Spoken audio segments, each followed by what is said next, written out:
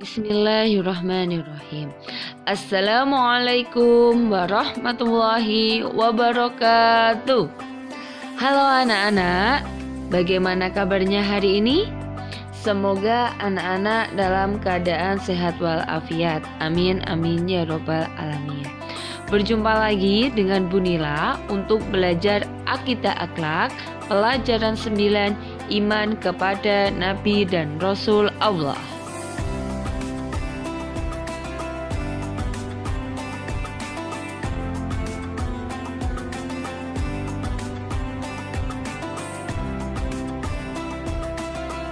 Anak-anak, yang pertama kita akan mempelajari makna iman kepada Nabi dan Rasul Allah. Dalam kalimat syahadat, asyhadu alla ilaha illallah wa asyhadu anna muhammadar rasulullah. Itu memberikan kesaksian yang pertama dilakukan seseorang adalah meyakini bahwa Allah itu Esa. Dan kesaksian yang kedua itu keimanan terhadap kerasulan Muhammad SAW. Oleh sebab itu, mengenal Rasul Allah hal yang sangat penting. Pengenalan terhadap Rasul Allah itu menentukan tingkat pemahaman, penghayatan, dan pengamalan seseorang terhadap ikrar keislaman mereka. Mengenal Rasul merupakan hal penting atau sebuah kebutuhan pokok bagi kaum muslimin masa kini. Karena mengingat kita tidak hidup bersama dengan Nabi, namun kita harus tetap beriman kepada para Nabi dan Rasul. Ayat yang menjelaskan tentang iman kepada Rasul Allah SWT itu terdapat di Quran Surat An-Nisa ayat 136, yang artinya, wahai orang-orang yang beriman, tetaplah beriman kepada Allah dan Rasulnya Muhammad, dan kepada kitab Al-Quran yang diturunkan kepada Rasulnya, serta kitab yang diturunkan sebelumnya. Barang siapa ingkar kepada Allah, malaikat-malaikatnya, kitab-kitabnya, rasul-rasulnya, dan hari kemudian, maka sungguh orang itu telah tersesat sangat jauh. Nah, itu sudah dijelaskan di ayat tersebut. Bu Nila ingin bertanya, apa sih pengertian Nabi dan Rasul? Anak-anak sudah tahu apa belum? Iya, jadi kata Nabi itu berasal dari an-nabiyyu, diambil dari an-naba, yang berarti berita. Menurut bahasa, Nabi berarti pembawa berita. Sedangkan menurut istilah, Nabi adalah seorang manusia yang dipilih oleh Allah dan diberi wahyu. Nah, sedangkan kata Rasul, ar-rasulu, diambil dari risalah, yang berarti hal yang berkenaan dengan penugasan. Menurut bahasa, Rasul adalah seorang yang mengemban tugas atau petugas. Adapun menurut istilah, Rasul adalah seorang manusia yang dipilih oleh Allah dan diberi wahyu, serta diberi tugas untuk menyampaikannya kepada umatnya. Jadi seorang yang dipilih oleh Allah sebagai Rasul, maka ia sekaligus juga sebagai Nabi. Akan tapi tidak setiap Nabi adalah Rasul, anak-anak. Jadi jumlah para Nabi itu jauh lebih banyak daripada jumlah Rasul. Ada perbedaan antara Nabi dan Rasul. Yang pertama, seorang Nabi menerima wahyu dari Allah tetapi tidak membawa syariat baru. Yang kedua, Nabi hanya melanjutkan syariat Rasul dan Nabi sebelumnya. Sedangkan Rasul itu menerima wahyu dari Allah guna disampaikan kepada segenap umatnya dan membawa syariat baru yang menyempurnakan syariat Nabi dan Rasul sebelumnya. Jadi setiap Rasul itu sudah tentu menjadi Nabi, tetapi belum tentu setiap Nabi adalah Rasul. Untuk menunjukkan kebenaran dari kerasulan seorang Rasul, Allah SWT itu memberikan kepada setiap Rasulnya keistimewaan yang disebut mukjizat. Nah, apa sih pengertian mukjizat itu? Ada menurut bahasa dan menurut istilah. Menurut bahasa, mukjizat berarti melemahkan. Sedangkan menurut istilah, mukjizat adalah sesuatu yang membuat lemah orang-orang yang menentangnya dan mengalahkan bantahan-bantahan mereka. Nah, manusia yang tidak terpilih menjadi rasul tidak dapat mencontoh mukjizat para rasul. Nah, kenapa Bu Nila? Karena keistimewaan itu merupakan anugerah langsung dari Allah. Dan kejadiannya itu sangat luar biasa anak-anak. Jadi mukjizat setiap rasul itu berbeda-beda. Allah mengaruniakan mukjizat itu berdasarkan kondisi kaum yang dipimpin oleh para rasul saat itu.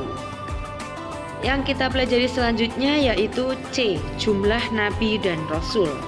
Anak-anak tahu tidak berapa jumlah nabi dan rasul? Siapa saja mereka? Nah, kita itu belum mengetahui secara pasti berapa jumlah nabi dan rasul. Yang mengetahui hanyalah Allah Subhanahu wa Ta'ala. Mengapa? Karena jumlah mereka itu sangat banyak.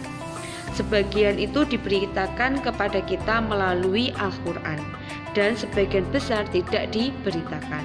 Namun menurut Al-Quran, Allah telah mengirimkan banyak nabi kepada umat manusia. Bagaimanapun seorang rasul memiliki tingkatan lebih tinggi karena menjadi pimpinan umat. Sementara nabi tidak harus menjadi pimpinan. Kemudian ada rasul yang memiliki julukan ulul azmi. Nah, rasul ulul azmi itu apa? Rasul ulul azmi adalah rasul yang memiliki kesabaran yang tinggi dalam menghadapi cobaan dalam berdakwah. Cobaan yang dihadapi ini sangat berat dalam menyampaikan ajaran Islam kepada umat manusia. Nah, kemudian siapa saja yang disebut Rasul Ulul Azmi? Nah, itu biar kita mudah menghafal, maka disingkat NIMIM. NIMIM itu siapa saja? N itu Nabi Nuh alaihissalam, I Nabi Ibrahim alaihissalam, M Nabi Musa alaihissalam, I Nabi Isa alaihissalam, dan M yang terakhir Nabi Muhammad sallallahu alaihi wasallam. Rasul-rasul Allah itu mempunyai ruang lingkup tugas yang berbeda-beda. Dilihat dari segi sasarannya, tugas rasul itu dibagi menjadi dua. Nah, apa saja? Yang pertama, rasul yang diutus untuk semua manusia di seluruh alam. Nah, rasul yang termasuk kelompok ini hanya ada seorang, yakni Nabi Muhammad SAW dengan kitab suci Al-Quran. Nah, Nabi Muhammad SAW itu juga dipilih sebagai khataman nabiyyin atau penutup para nabi. Itu juga dijelaskan dalam Al-Quran pada surat Al-Ahzab ayat 40. Yang kedua, rasul yang diutus untuk sekelompok manusia tertentu yang hidup di suatu daerah tertentu. Nah, yang termasuk kelompok ini yaitu Nabi Dawud alaihissalam, Nabi Musa alaihissalam, dan Nabi Isa alaihissalam. Nah, ini juga dijelaskan dalam surat Az-Zukhruf ayat 59. Anak-anak nanti bisa baca dan dilihat artinya agar lebih memahami. Selanjutnya kita akan mempelajari nama-nama nabi dan rasul. Nah, kita sudah tahu bahwa jumlah nabi dan rasul itu sangat banyak. Hanya Allah lah yang mengetahui secara pasti jumlah nabi dan rasul. Nah, Allah mengutus rasul ke dunia untuk menyelamatkan umat manusia dari kesesatan. Dengan membawa risalah dari Allah, para rasul menyampaikan ajaran-ajaran mulia. Oleh karena itu, kita wajib mengimani keberadaan para rasul. Lalu, siapa nama-nama nabi dan rasul yang perlu kita ketahui? Nah, yang perlu kita ketahui, nama-nama nabi dan rasul itu berjumlah 25. Nah, ini Bu Nila berikan nama-nama nabi yang berjumlah 25, dimulai dari Nabi Adam sampai Nabi Muhammad. Sebagian besar para nabi dan rasul yang tidak disebutkan namanya dalam Al-Quran, tetapi kita tetap wajib mengimani keberadaan seluruh rasul. Para rasul memiliki sifat-sifat kemanusiaan. Nah, seperti apa? sakit, membutuhkan makan dan minum, menikah, dan mengalami kematian. Terhadap para rasul yang namanya disebut dalam Al-Quran, kita sebagai anak muslim sebaiknya mengetahui nama dan kisahnya. Nah, seperti yang Bu Nila berikan pelajaran minggu kemarin, anak-anak harus hafal 25 nama-nama nabi dan rasul beserta mukjizat yang diterima. Poin E, sifat-sifat nabi dan rasul Allah. Yang pertama, sifat wajib nabi dan rasul. Nah, para nabi dan rasul Allah adalah manusia biasa. Meskipun demikian, mereka telah terjaga dari perbuatan dosa. Mereka memiliki sifat-sifat luhur dan mulia yang membedakannya dari manusia biasa. Nah, apa saja sifat yang terdapat dalam diri setiap rasul? Nah, itu ada 4. Yang pertama, amanah. Amanah artinya dapat dipercaya.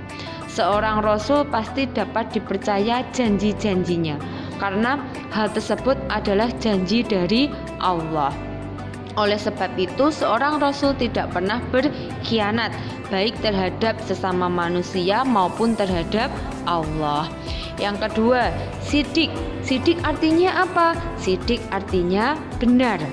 Sebagai seorang utusan yang menyampaikan wahyu dari Allah, perkataan ataupun perbuatan seorang rasul selalu dilandasi rasa ketakwaan kepada Allah, yang kemudian membuahkan kebenaran dalam setiap tingkah lakunya. Nah, yang ketiga, fatonah. Fatonah artinya cerdik atau pandai. Seorang yang dipilih Allah sebagai utusannya sudah pasti seorang yang pandai, cerdas, dan cakap dalam memimpin umatnya. Sebab memberikan pengertian kepada orang awam sangatlah sulit, maka diperlukan sebuah pemikiran yang cemerlang dan bijaksana. Dengan kecerdasan yang dimiliki seorang rasul, dapat dengan mudah menjelaskan apabila ada bantahan-bantahan dari kaumnya. Dan yang terakhir, yang keempat, tabligh, yang artinya menyampaikan. Sebagai seorang rasul yang ditugasi untuk mengabarkan atau menyampaikan wahyu dari Allah, mereka sudah pasti akan menyampaikan apa yang diterimanya dengan baik. Mereka selalu setia menyampaikan perintah dan larangan Allah kepada manusia. Tidak pernah seorang rasul menyembunyikan ajaran yang seharusnya disampaikan. Nah, yang kedua, sifat mustahil. Sifat mustahil itu apa, anak-anak? Iya, sifat mustahil adalah kebalikan dari sifat wajib. Para rasul tidak akan mempunyai sifat-sifat ini. Kalau sifat wajib, rasul pasti mempunyai. Kalau sifat mustahil, rasul tidak akan mempunyainya. Nah, sifat-sifat mustahil tersebut antara lain, yang pertama, kazib, artinya dusta. Seorang rasul tidak pernah berdusta dalam perkataan maupun perbuatan. Jadi seorang rasul yang berbohong dapat dipastikan dia adalah rasul palsu. Jadi tidak mungkin para rasul itu berbuat bohong, baik kepada Allah maupun kepada sesama manusia. Yang kedua, khianat, artinya tidak dapat dipercaya. Allah itu selalu menjaga hati para rasulnya, maka mustahil jika rasul bersifat khianat. Para rasul itu bersifat amanat. Nah, yang ketiga, man, artinya menyembunyikan. Para rasul itu bersifat tabligh, menyampaikan. Jadi tidak mungkin rasul itu menyembunyikan. Nah, ajaran Allah baik itu perintah atau larangan yang seharusnya disampaikan kepada umat manusia. Dan yang terakhir, baladah, artinya bodoh. Para rasul kan tadi bersifat fatonah kan. Oleh sebab itu rasul tidak mungkin bersifat bodoh atau pelupa. Mengapa demikian? Karena sifat bodoh atau pelupa itu tidak pantas dimiliki seorang pemimpin atau penuntun umat yang seharusnya menjadi teladan. Dan yang terakhir, sifat jaiz. Sifat jaiz bagi rasul adalah suatu keadaan yang dapat menimpa diri manusia pada umumnya, yang tidak mengurangi dan menghilangkan ketinggian martabat serta kedudukan mereka sebagai rasul. Nah, para rasul itu tetap membutuhkan makan, minum, tidur, pernikahan, berperang, berdagang, meninggal dunia, dan lain sebagainya.